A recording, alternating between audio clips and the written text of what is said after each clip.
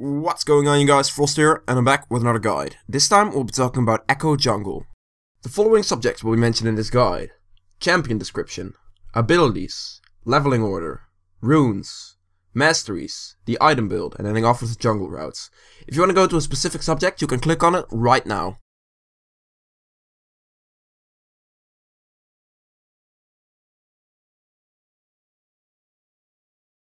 Champion description. Ekko is a very strong mage in the jungle with great utility. This makes it easy to gank with Ekko from a fairly early stage in the game. And his ganks are really good, because you can just throw down your W and E straight into it for a straight up stun. Ekko also scales very well into the mid to late game. The reason for this is the damage and utility his ult offers in combination with Zhonya's. If you like a very mobile champion with a good scaling into the late game, Ekko is definitely the champion for you. Ekko's abilities. His passive, Z Drive Resonance. Any type of damage Ekko does will apply a stack of resonance on his enemies. These stacks last up to 4 seconds. At 3 stacks the target takes bonus magic damage and is slowed by a solid amount. This passive will apply spell effects such as Rylai's. If you proc your passive against champions, Ekko will also gain bonus movement speed equal to the amount of slow you put onto the enemies. This skill does a lot of damage and has good AP scaling, so really focus on getting those passive stacks on your target. His first ability, Sidewinder. Ekko throws a device in the target direction, dealing magic damage to all enemies along its path. At its maximum range, or if it hits an enemy champion, the device slows to stop and expands, creating a slowing field. After a short delay, the device contracts and rushes back to Ekko, dealing additional magic damage to all enemies along its path. This skill is your main source of damage when clearing your jungle camps. Make sure you position yourself correctly so you can hit everything with both the hits, as the hit going backwards does more magic damage, and both the hits will put 2 passive stacks on the target. His second ability, Parallel Convergence. Passively, this skill gives Ekko's basic attacks a lot of bonus magic damage based on the target's missing health when the target is under 30% of their maximum HP. This is capped to 150 against monsters and minions. When using this ability, Ekko throws a device to a target location that will expand into a sphere after a 3-second delay. When it expands, it will slow the enemy by 40%, or it will stun them for 2.25 seconds when Ekko enters the sphere, and this will grant him a shield. This skill is mainly used for ganking, if you can predict your opponent or just surprise them, by throwing this ability on him and then using your E to dash into it. You can pretty much get free kills all round, or you will at least force some summoners.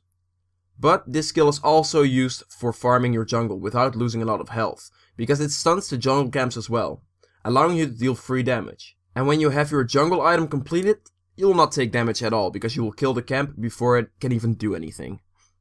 His third ability, Phase Dive.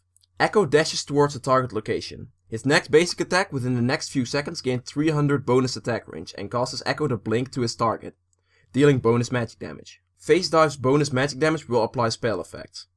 This skill is something you can use in combination with your W for pretty much secured ganks, because you can just use the first part to get over the wall and the second part to blink into your W range when it detonates. Also, the full damage is applied to turrets, so you can have some AP and you will destroy structures really quickly, especially in combination with Lichbane. His fourth ability, Chrono Break. Ekko is followed by a hologram of himself that tracks where he was 4 seconds ago. The hologram will be inactive when his spell is on cooldown. Upon activating this ability, it will blink you to where you were 4 seconds ago after a short delay, dealing magic damage to all surrounding enemies and healing Ekko. This is a huge amount of damage and a very large heal, since this skill has an insane AP scaling. This skill in combination with your W is the reason I take Zhonya's as a core item, because you can pretty much bait anyone into a stun from your W into the insane amount of AoE ult damage. You can also use the skill to steal barons and dragons fairly easily, because you can just E over the wall, blink onto the baron or dragon, smite it and get out with your ultimate. For a smite burst that's pretty much impossible to beat. And for a final neat trick with this, you can recall in front of someone, and then right as you recall and they missed you by a hair, you can reactivate your ultimate after gaining a heal from your home guards and instantly kill them. Leveling these abilities. I get my Q on level 1 because this is your main source of damage and offers you the fastest initial camp clear. Then I get my W on level 2 because this offers you a stun onto the jungle camps and it will increase your auto attack damage when the target is below 30% health. Then on level 3 I get a second point into my Q because taking E doesn't do much in clear speed wise. And I take E on level 4. You could of course take E on level 3, but you should only do this when you're looking for a gank. because otherwise it's just not worth it. As far as maxing goes, I max my Q first since this is your main source of damage, then I max my E second for a lower cooldown on it and decent increase in damage, and I max my W last because this skill doesn't really improve much after the initial point into it. And of course you take your R whenever possible. The runes. I go for 9 magic pen marks, 9 armor seals, 9 flat AP glyphs, 1 flat AP quint and 2 spell vamp quints. Now you might ask, why would you go for spell vamp quints? The reason for this is Ekko's passive fully applies spell vamp, meaning you will get a heal from 4% of the damage each time you proc your passive. Also your E fully applies spell vamp. So this means you will get some pretty substantial heals the longer the game goes on. I take the 9 magic pen marks because Ekko has so many AP scalings that it is a great damage increase. I take 9 armor seals to survive your jungle better, and I take 9 flat AP glyphs and 1 flat AP quint to improve Ekko's early jungle clear speed. The Masteries. I go for 2190 on Ekko, taking all the standard things to increase your damage. I take double edged sword because you can stun the jungle camps with your W, so you won't really feel the extra damage you take, and the 2% damage increase is really nice. I don't take spell or blade weaving because this will cost you points out of Archmage. And since Ekko's AP scaling is really good, you want as much AP as you can get. And the 9 in defense is pretty much just to survive better. The item build. I have 2 builds for Ekko. The first build is a full AP build and the second build will be a tank build. Let's start with the AP build. I start off with a machete, 2 health potions and a warding trinket. After my initial clear I go back and buy the Trailblazers upgrade to my jungle item. And a pair of boots. But if you have enough money to buy an amplifying tome instead of boots, go for that. The first thing you want to go for is the Mangus enchant on your jungle item. After you've finished your jungle item, you want to get yourself some CDR boots. The reason I take CDR boots instead of Sorgs is that Ekko scales insanely well with cooldown reduction. And getting more skills out will offer you more damage and more utility. After finishing your cooldown reduction boots, you want to get yourself a Zonias. The reason I go for Zonias over, for example, Ludens, is that you can bait people into your W and ult with Zonias. Zonias is 2.5 second invulnerability. After this time your W will proc into a stun, and in that time your ult can also catch up. After Zonias I go for Lichbane. The reason I go for Lichbane is that you will become a really good split pusher because you will have really good wave clear from your Q, and you will have insane turret damage by combining Lichbane with your E. And Lichbane just offers you another consistent damage increase, because your ult isn't always that easy to land. After Lichbane I'll get both Deathcap and Void Staff. Whichever one I get first strongly depends on the opponent's magic resist at that point in the game. In the very late game I sell my boots for a Ludens. This item will offer you good damage increase and will make up for the lost movement speed after you've sold your boots. And as a final thing, if you get there, I'll sell my jungle item for a Will of the Ancients. I get a Will of the Ancients over anything else because at this stage in the game, your passive will heal you for 25% of the damage it does, and this will be more than 800 damage. This means that you can just Q a wave twice to proc your passive on all the minions and heal your entire health bar back. This amount of sustain is just way too good to miss out on at this moment in the game. Now for the tank build.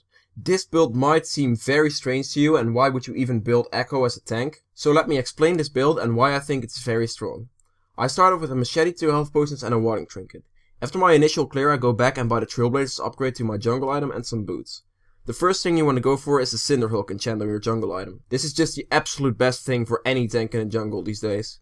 After finishing your Cinderhulk you want to get yourself some CDR boots, again because CDR just scales so well with Ekko. After finishing your boots you want to start building into a Righteous Glory. I get this item on Ekko because this will make your engages godlike. You can use the first part of the active to speed up yourself and your team, and after that you can either use your blink or your ultimate to get into the enemy team and slow them down. After you finish your Righteous Glory, you want to start building into a Frozen Heart. This item will offer you a lot of armor, mana, cooldown reduction, and the passive attack speed slow. After your Frozen Heart, you want to build to a Spirit Visage. You get this item because it increases self-healing, so your ult will heal you back for a bigger amount. But if you're against a full AD team, it's better to get a random one instead of Spirit Visage.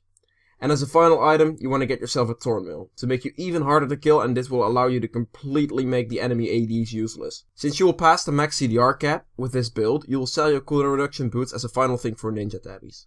Or Mercury Threads if you're against heavy CC. Now for the reason this build is very strong. Ekko's ultimate heals him for a bigger amount of health the more damage he takes.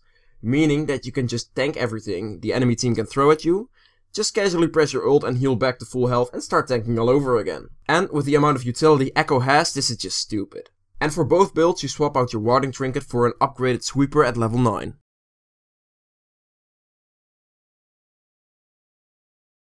The jungle routes. On screen right now you can see the jungle routes for both sides of the map. If you're a bot lane and want to start at either Grump or Grox, you can just ask your top laner to help you out and switch the jungle routes around. Also try to take scuttles as much as you can by throwing your W onto it for the stun. Whilst it's stunned, you will kill it very quickly for a good amount of gold. The spell rotation you want to do for clearing your jungle is start with throwing your W onto the camp, then you throw your Q out and make sure to hit all the monsters with both the hits, whilst walking or standing in your W. Soon after this, the stun will proc onto the camp, and what you do then is you proc all the passive you possibly can, because if you hit your Q twice, they will all have 2 stacks. In the early game this will have to be done by auto attacks, but after your jungle item, you'll have enough points into the skill and CDR to just throw another Q out. And finally, what lanes are good to gank when playing Ekko? Ekko is very good at ganking the solo lanes, since hitting your W stun onto one person is much easier than getting it onto 2 people. But don't try to gank too hard, because Ekko is still a mage and needs scaling to the mid to late game, so remember to keep farming.